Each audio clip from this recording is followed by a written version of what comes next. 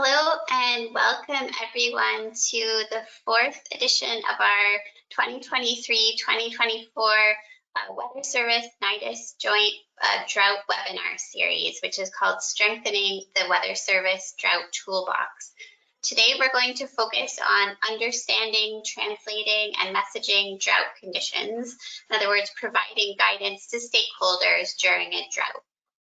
The purpose of this webinar is to supplement a COMET module on this topic that was recently released. So I'm joined as ever by Meredith Muth from NIDIS, the National Integrated Drought Information System, and I'm Maggie Hurwitz from the National Weather Service. So during today's webinar, we're going to have a bit of a recap from this COMET module by the team who developed it, Kellyanne LeConte and Amy Stevemer. And then we'll have presentations on the two case studies that were shown in the module, one from North Dakota with a presentation by Megan Jones from the Weather Service, as well as presentations on the Las Vegas case study and supplementing to that on the Colorado river conditions, because this case closely relates to water supply and water resources issues. And then that'll be followed by a Q&A session. So please add your questions to the questions box, and we'll get to them toward the end of the webinar. So with that, we'll start with our COMET team, Kellyanne and Amy, to take it from here. Thanks. Thanks so much, Maggie. Hello, everyone. My name is Kellyanne LeConte, and I'm an educational designer with UCAR's COMET program. I'll turn it over to my co-presenter, Amy, in just a moment, but first to give you a little bit of context, if we could go to the next slide, please. Our lesson is available already on the MET-Ed website, so please do feel free to navigate there and explore the full lesson at your leisure. In there, you will find an opportunity to practice decision support related to drought impacts. And in the process of that, you'll be asked to tailor messaging according to 7 principles for effective communication and use a variety of different products, tools, and outlooks in the context of providing decision support. Through today's presentation, we'll highlight some of the highlights from that lesson, as well as some findings from an evaluation that was conducted on this and other lessons in the series. So we'll be highlighting some of the key pieces that focus group participants found to be particularly valuable. Next slide, please.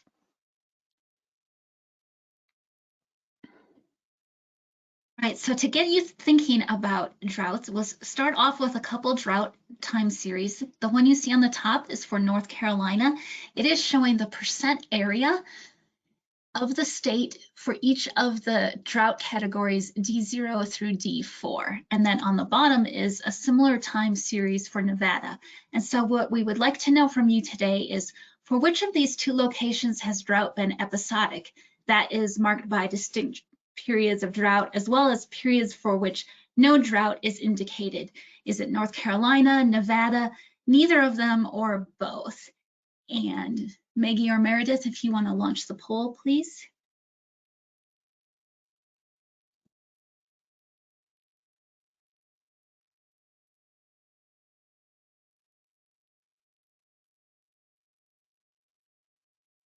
We'll leave this open for maybe about 15 seconds to get your answers.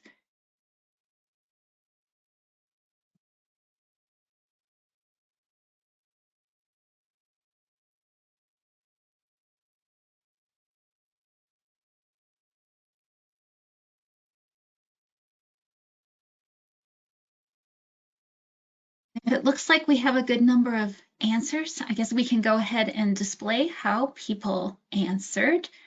Okay, so the answer here was North Carolina. If you go back to this time series, and you can actually see this time series in the lesson, Nevada for that whole time period, which was from 2000 all the way through, we pulled the data through 2024 just for this presentation, but Nevada had consistent drought, at least D0 levels through that entire time frame, so 20-year plus time frame. Next slide, please.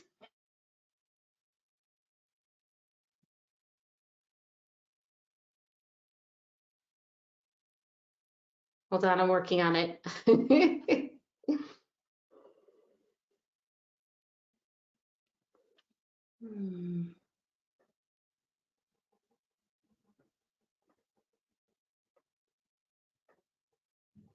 We did test this. Okay, hold on. There we go. And as Amy was alluding to with that quick poll question, there's some very interesting uses and applications of these different products and tools and outlooks that you can apply to a particular location. And so this lesson features 2 different locations. The focus group participants really especially valued this agricultural drought example. And this one is set in North Dakota. And secondly, next slide, please. There's a really great case from that's based in Las Vegas, Nevada. That's a hydrological event. And so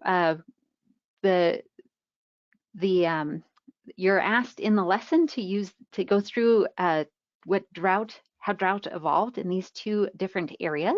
Next slide, please. And you're using this information in order to complete a talking points template. And this template includes these 4 main areas. And this template has been something that's really been valuable for users to be able to use this as a organizational framework for how do you communicate to stakeholders in a given sector. Next slide, please. The lesson will give you feedback as you work through the lesson as to how well you're applying the 7 practices to effectively communicate subseasonal to seasonal drought impacts.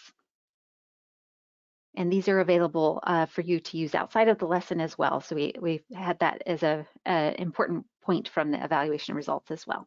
Next slide, please.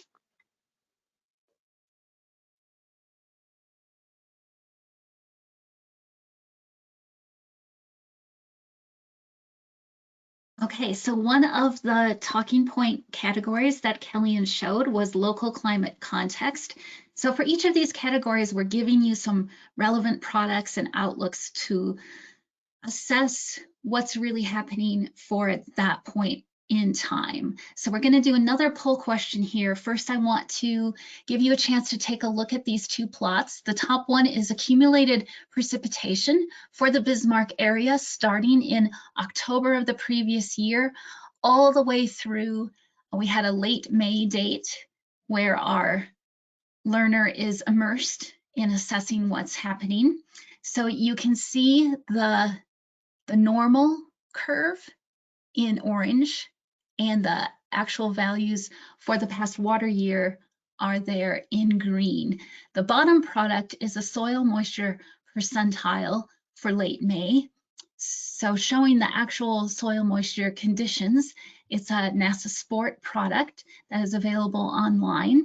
And you can see the color bar for what those different colors on the map mean in the legend there.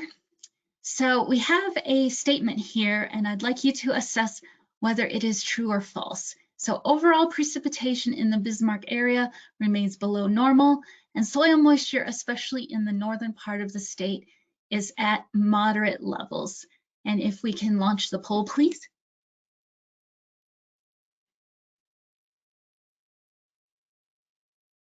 And we'll give you a few seconds to get an answer in.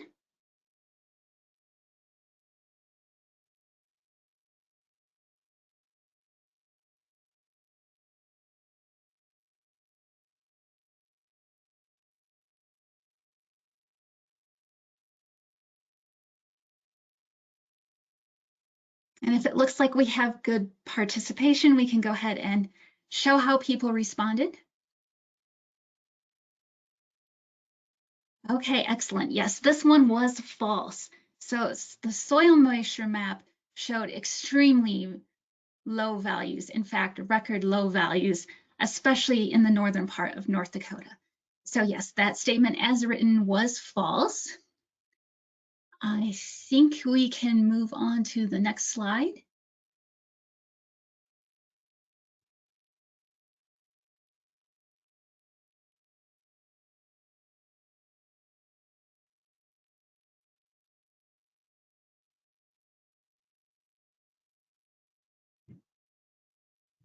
So just a quick look at what the outlooks for that point in time. So we were in late May in North Dakota and looking ahead toward the rest of spring and into early summer.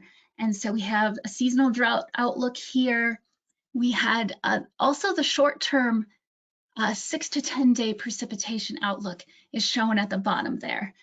And these two products showed that below normal precipitation values were favored in the short term, and then overall hot and dry weather was favored for the summer months. The seasonal drought outlook indicated that drought was likely to persist through at least July. And so Megan will go through this event and show you what actually happened. Can we go to the next slide, please?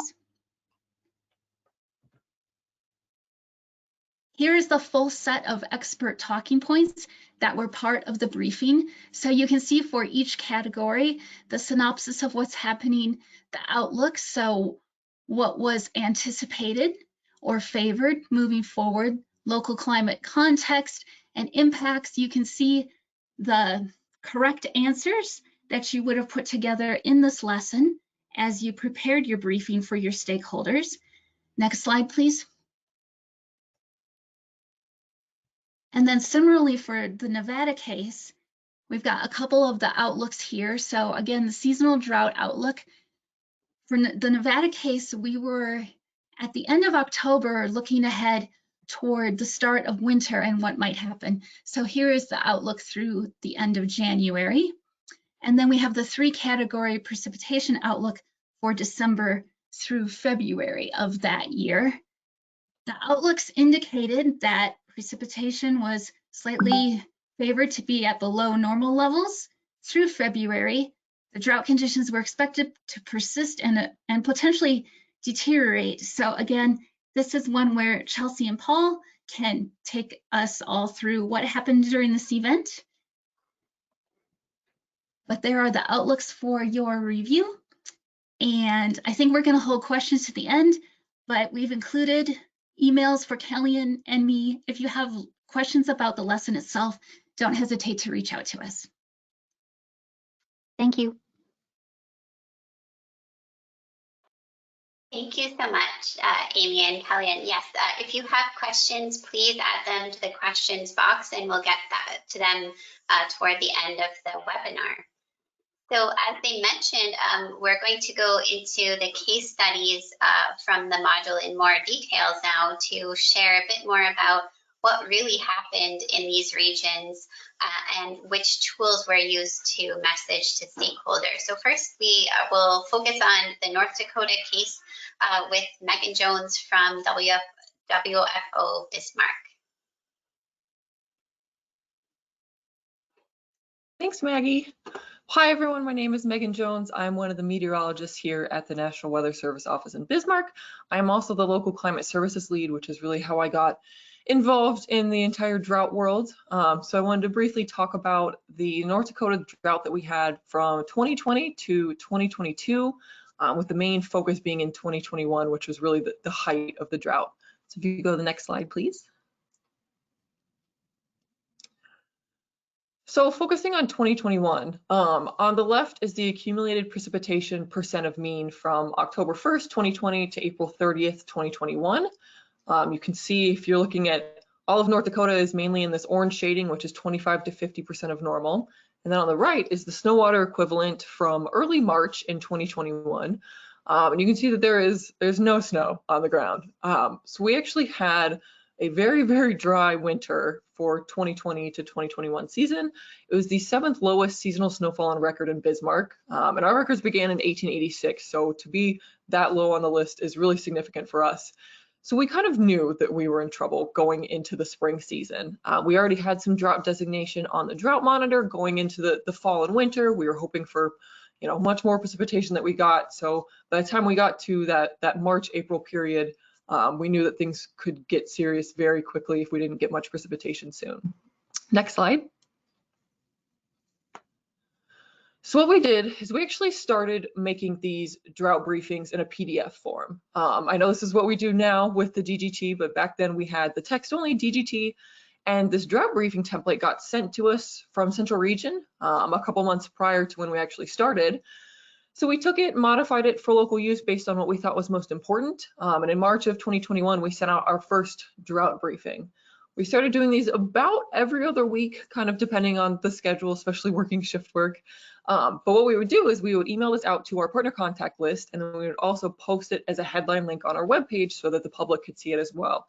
And it was immediately very well received, which was really exciting. We can track our webpage stats, and we saw that from the spring and the summer that this drought briefing had thousands of downloads from our webpage. And it was also really helpful in terms of our media partners. Our local newspaper, the Bismarck Tribune, actually would get our partner email with the latest briefing link to it. And then they would write an article about it. They would take quotes from the latest drought briefing, they would link to the drought briefing, and then they would just send it out, which was great on two fronts, because one, it just helped with a consistent message that they were taking words that we had actually written, and two, because it saved our operations staff some time that the Tribune wasn't even calling.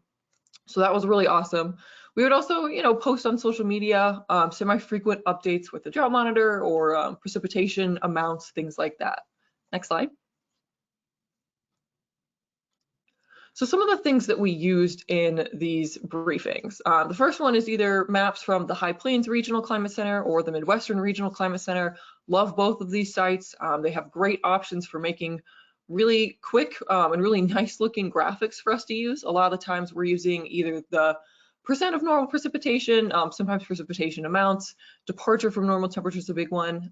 It's really an easy way to show why we had the drought conditions that we did, because we could show a map of the percent of normal precipitation and people could quickly look at that and go, oh yeah, we are 50% of normal or less for most of the state. No wonder we're in drought. Next slide.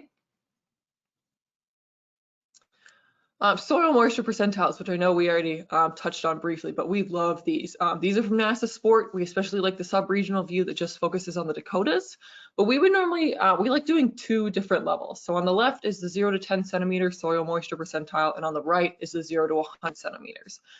So that shallow soil depth, the 0 to 10, responds really well to, rain events, snow melt, that sort of thing. So that changes pretty quickly, and that's important. But our agricultural partners really like that 0 to 100 centimeter percentile depth. That's really in the root growth zone. So we would use both of these, and people could compare and see, oh, in the shallow soil, it's getting a lot more saturated. But if you're looking deeper down into the column, there's still significant deficits. So that was really important for our agricultural partners to see the kind of the differences and see especially that full column depth, how the soil moisture was doing. Next slide. Of course, TPC temperature and precipitation outlooks kind of depended what time period we were talking about, but we would use anything from 8 to 14, weeks 3 to 4, 1 month, 3 month, anything like that. It kind of just depended on what season and what time scale we were talking about. But again, these are a super great tool to be able to quickly show, our general expectations for the upcoming subseasonal to seasonal period. Next slide. In a similar vein, the CPC drought outlooks, again, it's a really easy way to show what we're expecting in terms of the drought outlook, either for the next month or the next season. It's also great when these things are nationally produced because it was us, and we are also kind of covering eastern North Dakota, which is outside of our forecast area. So we were working with Grand Forks, but again, anything that was nationally made and not locally made was much easier on that collaboration. Next slide.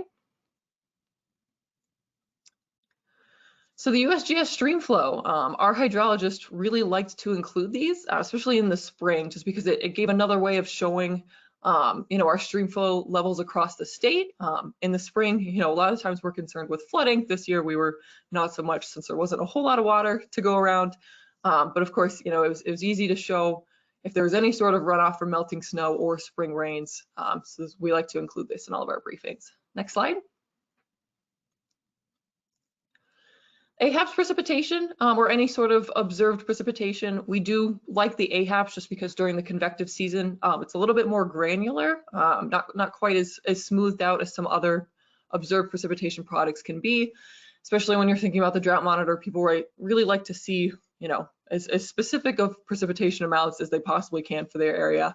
So that's why we liked AHAPS, and we looked out that actually at a lot of points in the summer there was precipitation to show, so it was good to kind of advertise what areas had gotten a lot of rainfall and what areas had been missed out. Next slide. So finally, local knowledge and reports was probably the most expansive part of our briefing. We would always have a page where I would give a brief paragraph about climate things, you know, subseasonal to seasonal, and so long-term trends, anything that might be appropriate. Our hydrologist would have a hydrology section, and he's been here for a really long time, so he is by far the expert in all of this. That's that paragraph at the top of the screen on the right. That was one of his blurbs for one of the drought briefings. So he's talking about, you know, water quality concerns, reservoirs, wetlands. Like he really knew what impacts would come from the precipitation deficits that we were seeing. So that was really useful information. And we also, we're kind of treating that both ways with getting reports from our county extension agents. So our old state climatologist, Dr. Adnan Akuz, he was great about this. He was the one talking to the drought monitor author of the week. But he would, you know, loop us in, and he would be sending us everything that he got from his county extension agents, and we would kind of discuss what the drought monitor should look like, if there should be any changes. So that's what is on the rest of this slide. So you can see, you know, some common concerns from the county. So they were, you know, livestock forage, animals being sold, crops are stalled. The picture on the right was from one of the county extension agents. And then that little report on the bottom also came from one of our county extension agents. You know, producers have started selling their herds, crop farmers need rain, or there's not going to be a crop to worry about. So that really helped us kind of stay in tune with what everyone was seeing out in the field, and then taking that back to the drought monitor and kind of seeing what we could do from that realm. Next slide. So we would always end our drought briefings with just a plain language summary, as well as linking to all of our partners, since there's so much information out there that we want to be sharing with the people who need it the most. We continued these briefings monthly through the winter, since, you know, you're not seeing as many changes. But then in April of 2022, we actually got hit with back-to-back very significant blizzards. So then we finally lost our D2 designation in mid-May, and that was when we stopped doing these briefings. So it was definitely a long duration DSS event, but these briefings, and I know now that, you know, the DGT has turned to a PDF style, and we know from talking to our partners locally that they love that, and they really appreciate that. So that's all I have. Thank you. Thanks so much, Megan. That's a great presentation, and I did see a lot of parallels between the tools that you are using for DSS and the content of the drought information statement now. So I'm glad we're able to serve partners that way. So we'll move on to the next case study involving Las Vegas and the Colorado River Basin. So we're going to have a recorded presentation by Chelsea Peters, who was at WFO Las Vegas when we were putting together this module. She's now at WFO Sacramento, and that'll be followed by a presentation by Paul Miller giving the RFC perspective from Colorado Basin RFC. Thanks, Meredith, for making it all work. Good morning. My name is Chelsea Peters, or afternoon, depending on where you are. I am going to be presenting on messaging drought conditions for the lower Colorado River during the 2020 to 2022 drought. I am currently at the National Weather Service in Sacramento office, but I was previously at the National Weather Service in Las Vegas during the drought, which again occurred in 2020 to 2022. So wanted to go over the drought DSS that we provided during that time, which consisted of organizing drought and fire outlook webinars. We provided climate and drought information and our newsletters that we sent to partners. We also provided winter outlooks in the form of graphics, web pages, newsletters, and verbally presented them at our stakeholder meetings.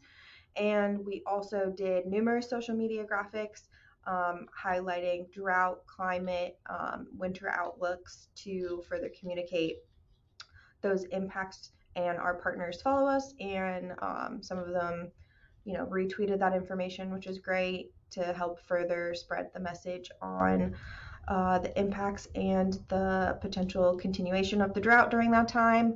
And we also sent out some drought partner impact emails as well. So just wanted to go over or share some screenshots of the webinars that we provided for our partners. This is just a couple of them. There were several, but of slides obviously for each of these webinars. But these highlighted, where we were drought-wise, some information particularly as it related to the Lower Colorado River and Lake Mead, the storage levels, things like that. And then we always ended with key points that we went over with the drought webinar. Additional DSS we provided, again, was through those newsletters. So we went over the outlooks, putting things into perspective in terms of how the outlook could vary and what that meant for the region.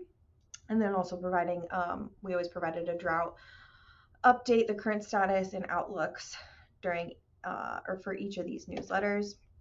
And then we also went further for those winter outlooks. In addition to providing them multiple ways, we created some graphics that hopefully helped communicate not only the outlook, but also putting it into more climate context on for specific areas that we served, and the chance that, probabilities of favored below normal and what that meant given the ENSO outlook that we were expecting, which was La Nina. And we provided these to our partners via stakeholder meetings, like I said, in the newsletters, graphics, social media, and we created a web page, which is a screenshot there in the middle as well. We also sent out those drought impact emails that I mentioned. These primarily were sent out to actually obtain drought impact information from our partners to aid in our drought DSS efforts and drought information sharing as well. So during those emails that we asked for input, we provided some context by attaching this graphic that we created that was utilized to help put the impact information for each drought category into perspective, so they know, this is the impacts we're seeing, and hopefully that relates to the drought category that they're under as well. Some of the tools we use to communicate those drought impacts are listed here. I won't go over all of them, but a lot of them, helped shape our message and put things into perspective in terms of drought DSS. And with that, that's all I had. Thank you so much. If you have any questions, feel free to reach out to me at chelsea.peters@noaa.gov. Thanks.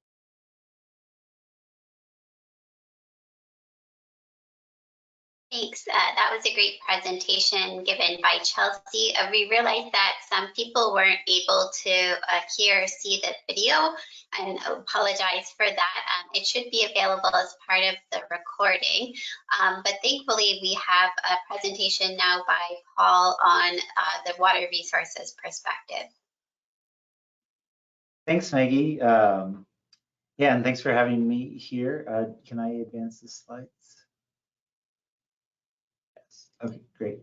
Thanks. So I'm Paul Miller. I'm the Service Coordination Hydrologist at the Colorado Basin River Forecast Center. And next slide, please. For those that might not be familiar with river forecast centers, there's 13 of us. We're co-located with a subset of the weather forecast offices, but we cover the entire CONUS and CONUS too, I guess. And in the West, the river forecast centers are really focused on decision support, and particularly when it comes to water supply forecasts. Next slide.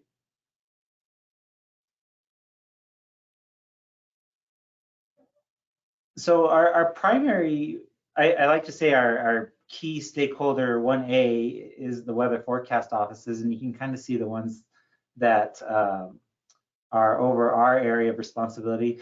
But our 1B stakeholders is really the Bureau of Reclamation and helping them manage the major reservoirs. Powell and Meade are the ones that are typically in the news the most.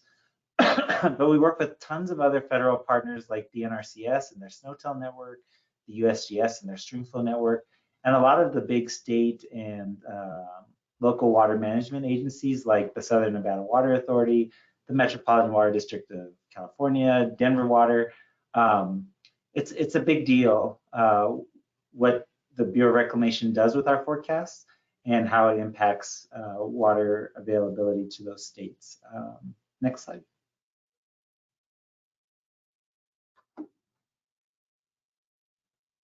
So our forecasts have a lot of policy implications, which we try to stay blissfully unaware of, but you can't help but get a little bit of a degree in water law when you're working in the Colorado River Basin. And so there's all kinds of these different types of drought that are happening all at the same time in our basin, and we're trying to help balance all of these needs, especially when it comes to hydrologic drought and the amount of water in the reservoirs. Next slide.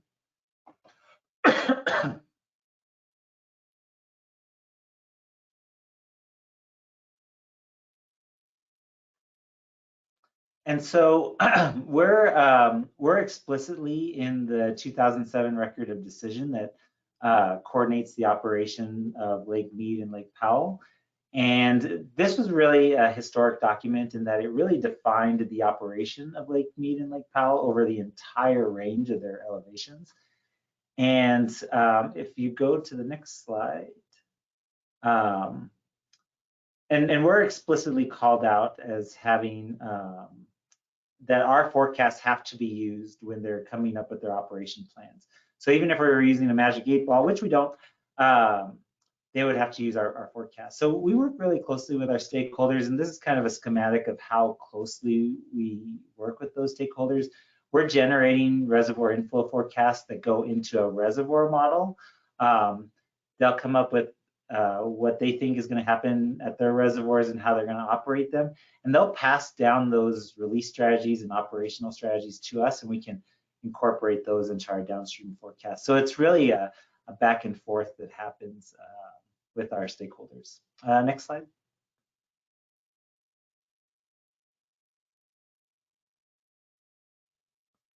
So diving into the specific impacts that happened over the 2021 through 2022, the Colorado River Basin has really been in a very persistent drought since about 2000. And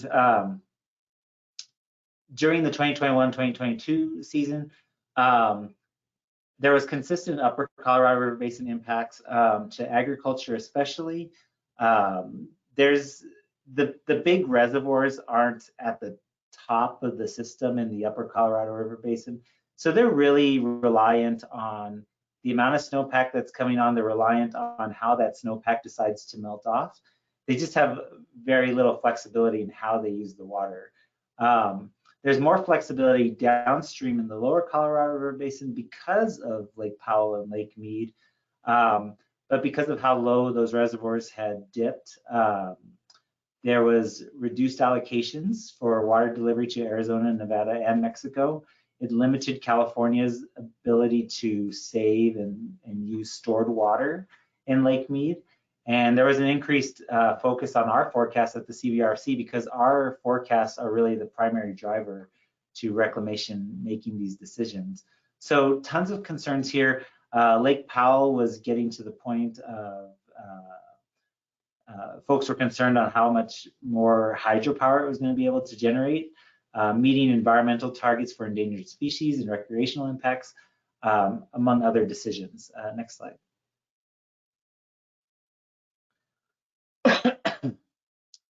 So here's just a quick snapshot. I don't have a picture from 2021, 2022, but you can really see how in 2000, both reservoirs were pretty close to full. There's Lake Meade in 2000, and then you can see just how far it had fallen with that what folks call the bathtub ring in 2016. It was even lower in 2020 and 2021. It reached an all-time low on June 9th in particularly. So if you can imagine that being even more dire, it was. Next slide. So I just wanted to speak a little bit about the uncertainty in our forecast and all the hydroclimatic variability. So we start making these water supply forecasts in January 1. We only know about 40% of the snowpack accumulation. That's really the primary driver of our forecasts. And then we keep making forecasts every 2 weeks. We actually generate forecasts every day, but we make official forecasts every 2 weeks. And we do that all the way through the runoff season. So we go through June and July. And as we get more and more information on the snowpack, our forecasts become more and more certain. So if we go to our next slide, you can see what Reclamation's projections were back in June. This is what happened at Lake Powell. We had a much below average runoff year. We only saw about 28% of average in water year 2021. And as a result, if we go to our next slide, you can see what Reclamation was looking at. So if you look at some of the impacts that they were considering, and this is just scratching the surface of the impacts really, Reclamation was kind of showing that there was a really high chance that Powell was not going to release as much water as it typically does, just based off of the low flow conditions. So usually Powell is releasing about 8.23 million acre feet. And at the end of 2021, they were saying that they probably weren't going to do that in 2022. Probably weren't going to do that in 2023. Things started to look a little better in 2024 and 2025. But the big takeaway, I think, is looking at the mead impacts and the shortage conditions. You know, above 80% the next 5 years out, from 2022 through 2025, just due to the dry hydrology and the low amount of water available in the reservoirs. Go to the next slide. And we continue to make these forecasts for Reclamation. And heading into 2022, August is a big month for Reclamation as far as they officially decide how they're going to operate reservoirs for the upcoming year. So the August forecast is under a lot of scrutiny because this is the forecast that all the 2023 decisions were based off of.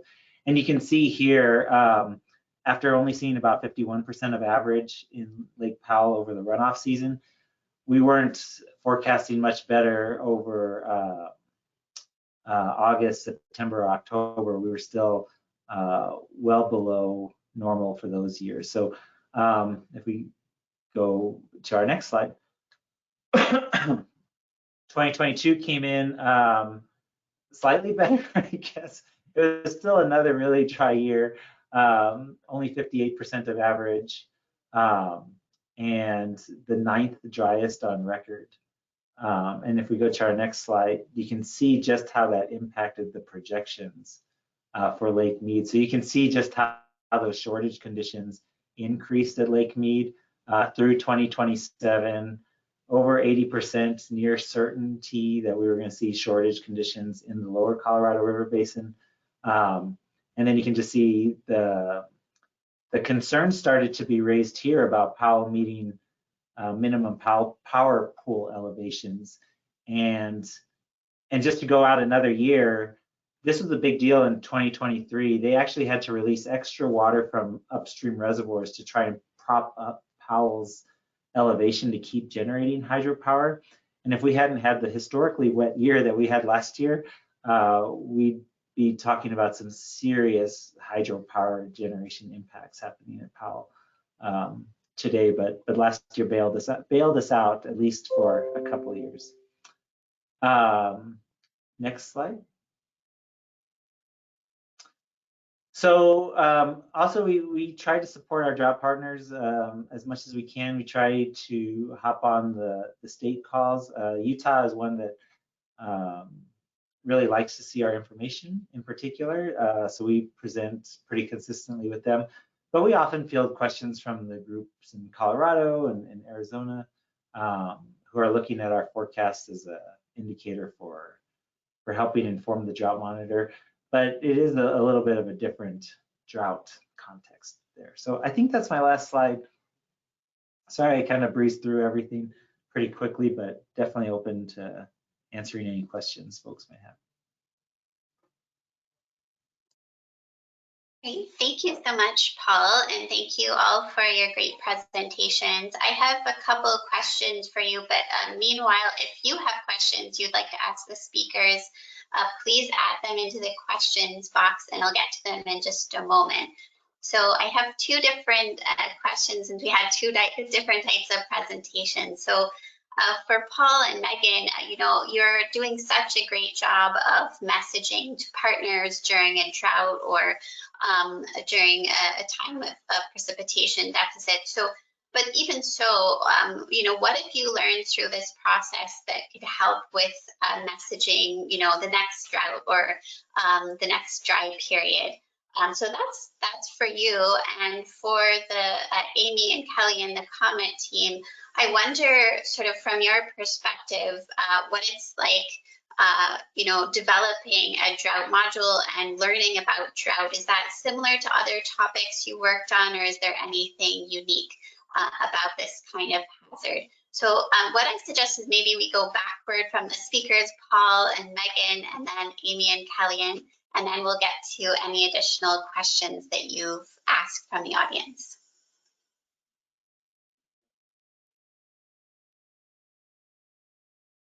Great, thanks, Maggie. So as far as providing support goes,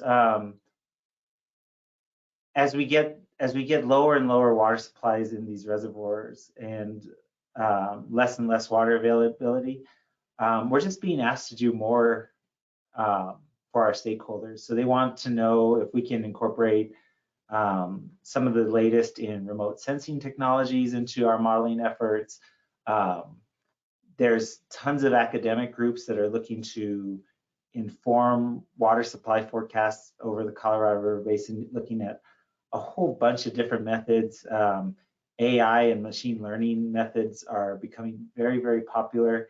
So, we're trying to provide the products and services that folks have become very comfortable with and very knowledgeable about, but also dive into a lot of these new methods and technologies and see where there's opportunities for us to improve our forecast. So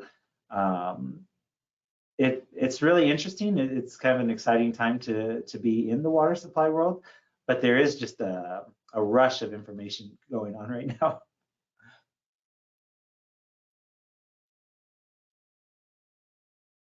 Yeah, so I would, what Paul said is really true, is that there's just so much coming in terms of, the weather enterprise and things that we can do with AI and modeling. And I think just more information in general, sharing with our partners. That's really what we've learned. Also that they love visuals, so that's why the new DGT has been very popular. But it just seems like anytime we have a briefing or another webinar or any other form of communication with them, they just want more. And I know it goes to a certain extent where you don't want to overload them too much, but I mean, anything that we've done, whether it's drought or I do a lot in climate with the winter outlook, anything that we're giving them, they always want more. So I think we're trying to really just enhance our services in that realm, because that's where, interacting directly with our partners and really figuring out what information is the most useful to them is why we're here. And I think we're doing a good job so far, at least from the feedback we've gotten, but there's definitely more that we could be doing. I'll jump in here. This is Kellyanne, just to add that the COMET program is certainly looking for ways to help support those who need to use a variety of different products and apply that to decision support for their different partners, and really bringing that to life using case studies that we can find. So you're using actual data and mimicking conversations that you would have with partners in different sectors. So you really get a sense of what their needs are and trying to tailor your information to help them do their jobs, especially when it comes to not only drought like we had here, but also extreme heat. We have a lesson about communicating and monitoring for debris flows and areas that have had wildfire. So there's a lot of ways to really, use tools that help keep on top of changing conditions, and then also be able to communicate those to partners. But I also want to just note too that I think the products that were available in this lesson and that you saw the panelists dive into, it's just so wonderful to see how those tools can really provide insight and a place to have that discussion with your stakeholders. And that carried through to our evaluation results, where focus group participants were highlighting the value of the products that are featured in the drought lesson, and saying that the calls with state partners, they were really pulling on those products to talk about what's going on with the drought, amount of precipitation and things like that, just really highlight what's going on and what might be happening next. Amy, do you have anything to add?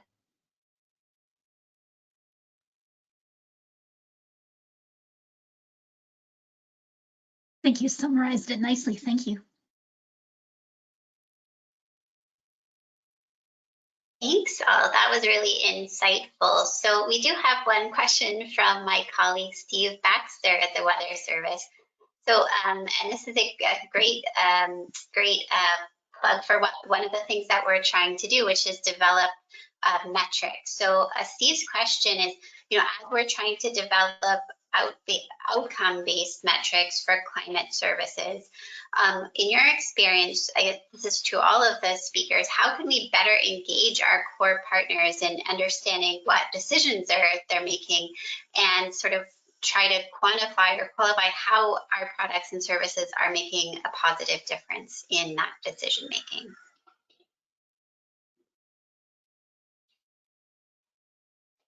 Any thoughts especially from Megan or Paul on that one? Yeah, this is Megan. I can go. Hi, Steve. Great question. That's something that we're really trying to focus on, is how figuring out what exactly our partners need and how that information is specifically making them make a decision that's beneficial to them. And I know that's a real goal of the Weather Service right now, thinking about, especially in a money sense of like economically, what's the difference that we're making. And I know our science and operations officer talks a lot about like cost loss ratios and trying to figure out, why people make the decisions that they do and the money that it would cost them. Locally, IWT's integrated warning team meetings are really helpful. We finally had one for the first time in a while last year, about this time actually. And it's a great way to get a bunch of partners in the same room. And we had a bunch of different little sessions, and we used Poll Everywhere to get direct feedback with like poll questions and written answers and things like that. And that really helped. It was specifically focused on winter, but it's definitely something that we're interested in doing for more specific things, summer, drought and climate, that sort of thing, because there's really no better way to figure out what they need than by just sitting them down and asking them all together. So that's kind of our goal at the local level right now. Yeah, thanks. And this is a hard question for me to answer a little bit, because in a lot of ways, RFCs are, I feel like we're really nailing this. And it's because we have this culture where I think we have a big problem saying no to our stakeholders, and they're very appreciative of it. We're very accessible to our stakeholders. They don't have a problem asking us for more, or asking us to make changes. So all our products and services have a need. There's always a decision being made. We don't make forecasts that are just forecast for the sake of forecasts. We know that somebody is looking at it making a decision based off of it. And we have a stakeholder engagement meeting that we host once a year that's been pretty successful. But also our stakeholders, and maybe this is just because it's such a huge issue in the Colorado River Basin, they have no problem spending money and time to really understand this stuff. And case in point, the Southern Nevada Water Authority leads a Colorado River Climate and Hydrology Work Group that we're a part of. And we go through that group and we identify priorities and needs in the basin to work towards. And we try to fill those gaps, and we get researchers that want to collaborate and work with us. So yeah, I think we've just done a really good job of just being enmeshed with our stakeholders to the point where it just really informs everything that we do. Thank you, Paul and Megan, for that. So I don't see any further questions. So I think we'll go ahead and wrap up the webinar. So if you would go to the next slide, please, Meredith.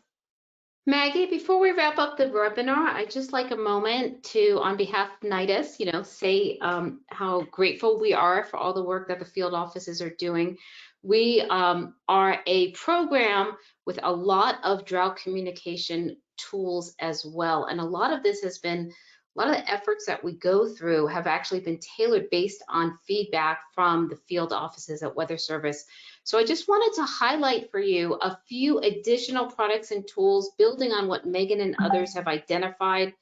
A lot of the national products, for example, I have up here our North Carolina state page on drought.gov. A lot of the national products we've actually pulled in here where you can go and even go to a local county level and look at all of the CPC drought outlooks, temperature precipitation outlooks, soil moisture, stream flows. You can download it, and they're really great for presenting to external audiences. They're really easy to navigate. There's a lot here. So take some time and feel free to utilize these in your communication packages internally or externally. We also have a lot of communication tools that are happening at the regional level that you are in. Most of you are part of our regional drought early warning systems.